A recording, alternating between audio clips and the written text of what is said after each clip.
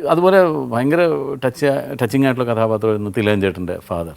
അത് ലൈഫിൽ എവിടെയെങ്കിലും അങ്കിളോ കമലോ കണ്ടിട്ടുള്ള ആളാണ്? കണ്ടിട്ടുണ്ട്. കാരണം ഞാൻ പലപ്പോഴും ഈ ഒരുപാട് യാത്രകൾ ചെയ്യുന്ന ഇഷ്ടമുള്ള ആളായിരുന്നുണ്ട്. ഇങ്ങനെ ബസ്സിലും മറ്റുമൊക്കെ കയറിയിട്ട് അങ്ങനെ പോകുമ്പോൾ ഈ നമ്മുടെ ക്രിസ്ത്യൻ മിഷണറീസുമായിട്ടൊക്കെ ഒരുപാട് സൗഹൃദങ്ങളുണ്ടായിരുന്നു.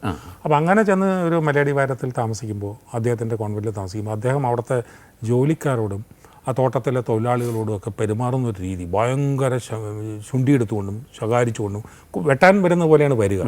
അത് കഴിഞ്ഞ ശേഷം കെട്ടിപ്പിടിച്ചിട്ട് അയാൾക്ക് അയാളുടെ മാതാപിതാക്കളിൽ നിന്ന് കിട്ടിയില്ലാത്തിടത്തോളം സ്നേഹം പോലും പകർന്നു കൊടുക്കുകയും ചെയ്യും.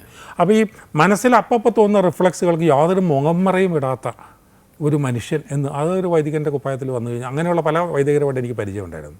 അത് പയ്യനം എന്ന് പറഞ്ഞ ഒരു സിനിമയിൽ തിലകൻ തന്നെ ചെയ്തിട്ടുള്ള ഒരു അമ്മാമ്മ വന്നിട്ട് ഈശോമിശിഹായ്ക്ക് സ്തുതിയായിരിക്കട്ടെ, എപ്പോഴും സ്തുതിയായിരിക്കട്ടെ, കഴിഞ്ഞ ഞായറാഴ്ച നീ എവിടെയായിരുന്നു പള്ളിയിൽ പറയാനും നിൻ്റെ കെട്ടിയവനെയും വെച്ചിട്ടുണ്ട്.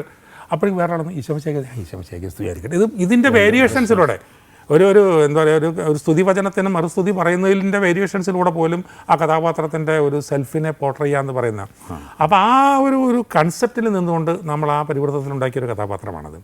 അത് അയാളെപ്പോലത്തെ ഒരു ആർട്ടിസ്റ്റ്, തിലകനെ പോലത്തെ ഒരു ആർട്ടിസ്റ്റ് ചെയ്തുകൊണ്ട് തന്നെയാണ് അതിന് ആ നിറവ് കിട്ടിയതും. അതിൻ്റെ ആ ഒരു അഭിനയ സമ്പ്രദായത്തിൻ്റെതായ എല്ലാ ചിട്ടവട്ടങ്ങളും അതിന് കൃത്യമായിട്ട് ഇണങ്ങി ചേരുകയാണ്.